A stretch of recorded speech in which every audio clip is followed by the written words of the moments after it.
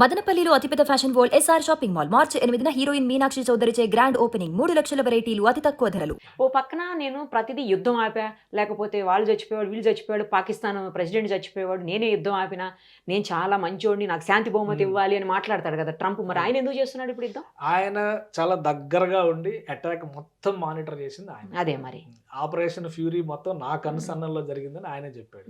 దీనికి అదే బలమైన కారణాలు ఏంటంటే, ఇక్కడ మీరు ఒక్కసారి మళ్ళీ ఇప్పుడు ఆఫ్ఘనిస్తాన్ లో అమెరికా పట్టు లేదు, అది పూర్తిగా స్వతంత్ర దేశంగా వాళ్ళ పరిపాలనా విధానం అంతా తాలిబాన్ నేతృత్వంలో జరుగుతుంది. పాకిస్తాన్ మాత్రం అమెరికా కంట్రోల్లో ఉంది. మొన్న ఒక స్టేట్మెంట్, ఆసక్తికరమైన స్టేట్మెంట్ కూడా ట్రంప్ ఇచ్చారు. ఒకవేళ నేను ఆపకపోతే 30 కోట్ల మంది పాకిస్తానీలు చెప్పాడు. అంటే ఏంటి, కొంత ఇన్ఫర్మేషన్ ఉంది. ఓవరాల్ గా ఇలాంటి యుద్ధాలకు సంబంధించి కానీ, అంతర్జాతీయ వ్యవహారాలకు సంబంధించి కానీ ఇంటెలిజెన్స్ రిపోర్ట్స్ అనేది చాలా కీలకమైనవి. Israel intelligence world's strongest intelligence. Mossad group చేసినటువంటి, ఈవెన్ భారతదేశం చేసినటువంటి ఆపరేషన్ సింధూర్లో చాలా ఇంటెల్స్ మొసాద్ నుంచి వచ్చినాయి అని చెప్పని చెప్తారు. ఒక ఎమోషనల్ కనెక్షన్ ఇజ్రాయెల్ కి భారతదేశానికి కూడా ఉంది.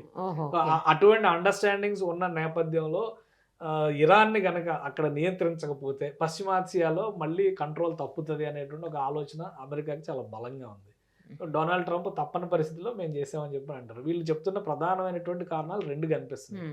ఒకటి, తీవ్రవాదుల్ని కంట్రోల్ చేయడం, హిజ్బుల్లా లాంటి గ్రూపులను ప్రోత్సహిస్తున్నారు కాబట్టి కంట్రోల్ చేయడం. 2, లోకల్గా ప్రజలు ఖమేనీ నాయకత్వం నుంచి విముక్తి కోరుకుంటున్నారు కాబట్టి మేము ఆ విముక్తిని ప్రసాదించామని చెప్తున్నారు. చేసుకుంటారు కదా లోకల్లో, మీకు అవసరం లేదు. ఈ జస్టిఫికేషన్స్ చేయడం కోసం మాత్రమే ఈ అటాక్స్ జరిగినాయి. అమెరికా అనేది ఇన్వాల్వ్ అవ్వకుండా ఉంటే ఇంత దారుణమైనటువంటి తీవ్రమైనటువంటి పరిస్థితులు, యుద్ధ వాతావరణం కానీ తగ్గిపోయే అవకాశాలు ఉంటాయేమో. ఇంత అంటే ఒకటి, ఇక్కడ స్ట్రాంగెస్ట్ కంట్రీ ఏదైనా ఉందంటే డిఫెన్స్ మెకానిజంలో ఇజ్రాయెల్.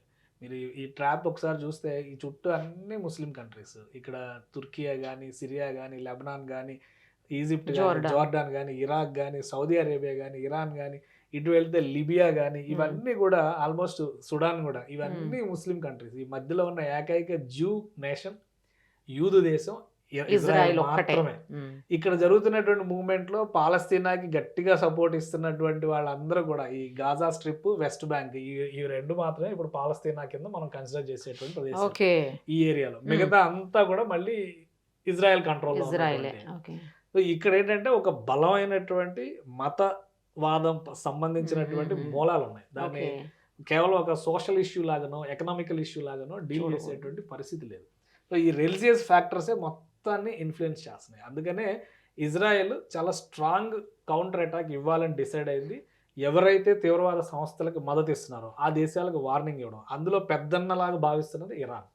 ఇరాన్ చావుదెబ్బ కొట్టాలనేటువంటి కంక్లూజన్, ఆ డెసిషన్ ఇజ్రాయెల్ది.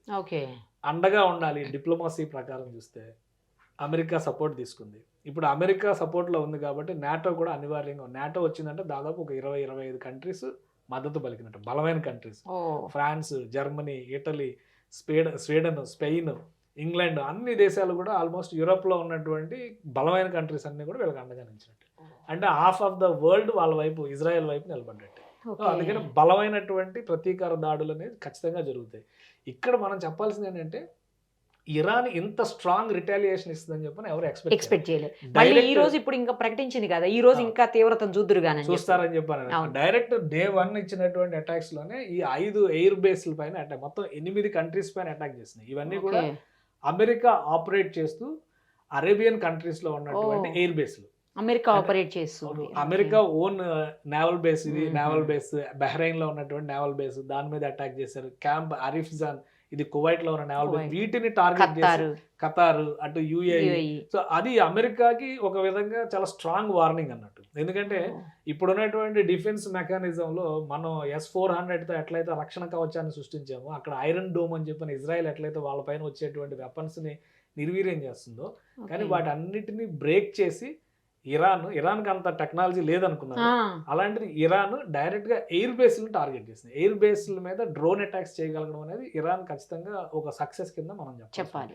దాదాపు 30-40 ప్లేసెస్ లో చేసింది. పైగా మీరు జాగ్రఫీ వైజ్ గా చూస్తే ఇరాన్కి, ఇజ్రాయెల్కి ఇంత డిస్టెన్స్ ఉంటే, ఇక్కడ టెల్ అవీవ్ అంటే ఇజ్రాయెల్ రాజధాని మీద డైరెక్ట్ గా ఇరాన్ అటాక్స్ చేయగలిగింది.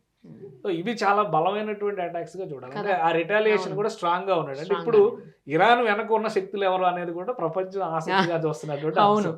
ఇంకోటి ఏంటంటే యుఏఈ అనేది ఒక యాజ్ ఎ నేషన్, ఇక్కడ ఎమిరేట్స్ మొత్తం కూడా ఒక 7 ఎమిరేట్స్ తో కాంబినేషన్ గా ఉన్నది UAE, United Arab UAE. Emirates. అందులో అబుదాబి ఒకటి, దుబాయ్ ఒకటి, ఇట్లా ఇవన్నీ కూడా ఈ ప్లేసెస్ సపరేట్ గా ఉన్నాయి. వీటిలో ఏంటంటే western lifestyle, western investments, ఇండస్ట్రియలిస్టులు, వాళ్ళకి సంబంధించినటువంటి అనేక లావాదేవీలు అందులో ఉన్నాయి. సో అక్కడ ట్రేడ్ సెంటర్స్ ని ఇప్పుడు టార్గెట్ చేస్తుంది. దుబాయ్లో కానీ, అజ్మాన్లో Okay. కానీ ట్రేడ్ సెంటర్స్ ని టార్గెట్ చేసి, ఇవన్నీ చాలా పక్కనే ఉండేటువంటి ప్లేసెస్ కదా.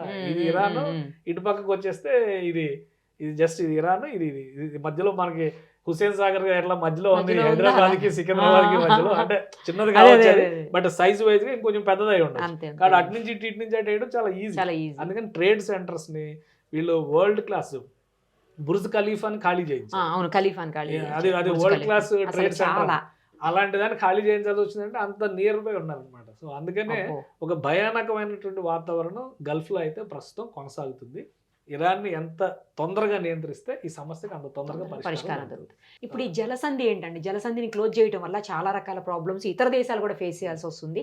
తర్వాత ఈ చమురు ధరలు కూడా విపరీతంగా పెరిగిపోయే అవకాశం ఉంటుందంట. మన మీద ఏమన్నా, అంటే ఇండియా మీద మనం కొంచెం తగ్గించినట్టున్నాం ఈ మధ్య కాలంలో, మరి మన మీద ఏమన్నా పడే ఇండియానే కాదు, ఆల్మోస్ట్ చమురు దిగుమతులకి వెళ్ళే దేశాలు అన్నిటిపైన ఇది ప్రభావం చూపిస్తుంది. అసలు ఇది ఒక కాంప్లికేటెడ్ జాగ్రఫీ. మనం 2 ఖండాలను విభజన రేఖలు ఎక్కడా లేవు. యూరప్కి, ఆసియాకి, అలానే ఆఫ్రికాకి ఇది స్పష్టంగా విడిపడినటువంటి ఖండం అంటారు. ఆస్ట్రేలియా ఏదో ఒక చివర ఉంటుంది, చుట్టూ సముద్రంలో ఉండేటువంటి ఖండం. అమెరికా కూడా చుట్టూ సముద్రంలో ఉండేటువంటి ఖండం. కాకపోతే సైజుని బట్టి ఉత్తర అమెరికా, దక్షిణ అమెరికా, మళ్ళీ ఉత్తర అమెరికా, దక్షిణ అమెరికా మధ్యలో ఖండాల భేదం ఏమీ లేదు. ఇక్కడ కూడా జాగ్రఫీ పరంగా ఏంటంటే, ఇందాక చెప్పాను కదా ఆసియా మైనర్ అని, ఇట్లా ఇటు మీరు కలిస్తే ఇది యూరప్ లోకి వెళ్ళిపోతాం, ఇటు కలిస్తే ఇటు ఆఫ్రికాలోకి వెళ్ళిపోతాం, ఇది మొత్తం ఆసియాలోకి వస్తుంది. సో మొదటి నుంచి కూడా వ్యాపారం విషయంలో ఉన్నటువంటి కీలకమైనటువంటి మార్గాలు 2 ఉన్నాయి. ప్రపంచ దేశాలు అన్ని కూడా భారతదేశానికి రూట్ ఎందుకు కనుక్కోవాలనుకున్నారు అంటే, ఈ ప్రాంతం అంతా కూడా ఇస్లామిక్ నేషన్స్ కంట్రోల్లోకి వెళ్ళిపోవడం వల్ల యూరోపియన్ కంట్రీస్ కి ఎంట్రీ లేదు కాబట్టి సముద్ర మార్గం కనుక్కోవాలని వచ్చారు. సో అదే తరహాలో ఈ జాగ్రఫీ చూస్తే ఇక్కడ మనకి సూయజ్ కెనాల్ అనేది ఒక కీలకమైనటువంటి మార్గం. ఆఫ్రికాకి, ఆసియాకి మధ్యలో విభజన రేఖ సూయజ్ కెనాలే. యూరోప్ నుంచి వ్యాపారం అంతా ఇటు నుంచే జరుగుతుంది. ఇది ఒక కీలకమైన మార్గం. ఇదంతా ఈజిప్ట్ కంట్రోల్లో ఉంటుంది. ఇటు వచ్చేసరికి హోర్ముజ్ జలసంధి అనేది చాలా కీలకమైనది. పర్షియన్ గల్ఫ్ అనేది అరేబియన్ గల్ఫ్ అంటారు, చరిత్రపరంగా పర్షియన్ గల్ఫ్ అని కూడా అంటారు. ఇది హోర్ముజ్ పాయింట్ అన్నమాట. ఇక్కడ హోర్ముజ్ ఐలాండ్ అని చెప్పి ఒక చిన్న ఐలాండ్ ఉంటుంది. ఇదంతా కూడా ఇరాన్ టెరిటరీ. సో దీనిపైన ఆటోమేటిక్ గా కంట్రోల్ స్ట్రైట్ ఆఫ్ హార్ముజ్, దీన్నే జలసంధి అంటారు. సో ఈ మార్గం నుంచి ఇక్కడ నుంచి జరిగేటువంటి వాణిజ్యం మొత్తం జరుగుతుంది. ఇక్కడ నుంచి జరిగే వాణిజ్యంలో మేజర్ పర్సెంటేజ్ హార్ముజ్ నుంచి పెట్రోలియం ఉత్పత్తుల ఎగుమతులే ఉంటాయి.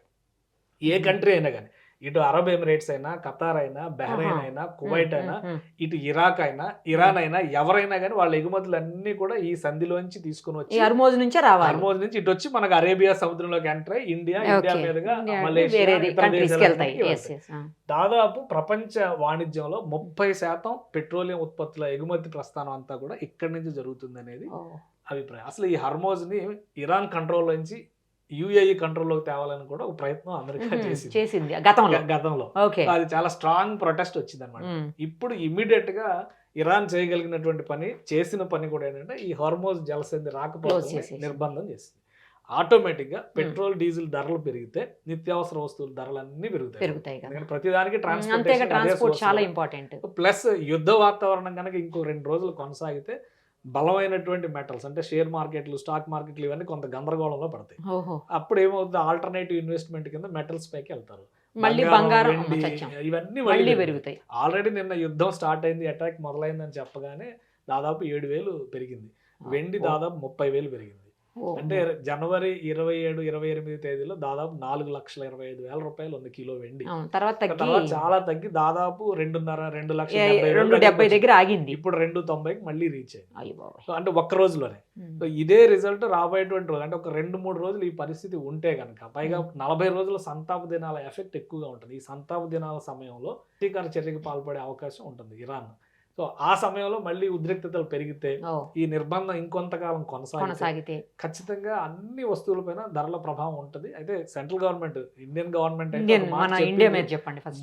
మోడీ గారు ఆల్రెడీ ఒక స్టేట్మెంట్ ఇచ్చారు. నిన్న జైశంకర్ గారు ఇరాన్ ఫారిన్ మినిస్టర్ తో మాట్లాడారు. ఫైనాన్స్ మినిస్టర్ చనిపోయాడు, వాళ్ళ ఫైనాన్స్ మినిస్టర్ చనిపోయారు నిన్న నిన్న అటాక్ లో. వాళ్ళ రక్షణ మంత్రి కూడా చనిపోయారు. ఓకే, సో అక్కడ చాలా కీలకమైనటువంటి నేతలందరూ నాయకులు చనిపోయారు. అయినా కానీ మేము ఉన్నాము, మానవతా దృక్పథంతో మేము సహకరిస్తామని ఒక వర్డ్ ఇచ్చారు మన వైపు. అలానే అమెరికాకి, ఇజ్రాయెల్కి శాంతి కోసం యుద్ధ విరమణ జరగాలి, చర్చల ద్వారా సమస్య పరిష్కారం కావాలని విజ్ఞప్తి చేశారు. సో ప్రభావం పడకుండా మేనేజ్ చేయడానికి మాక్సిమం ఒక 5 నుంచి 10 రోజులు ఉండొచ్చు. యుద్ధం అనేది కనుక అంతకంటే ఎక్కువ రోజులు కొనసాగితే కనుక ఖచ్చితంగా నిత్యావసరాల దగ్గర నుంచి అన్నిటిపైన ప్రభావం పడే అవకాశం ఇండియా మీద కూడా ఉంటుంది.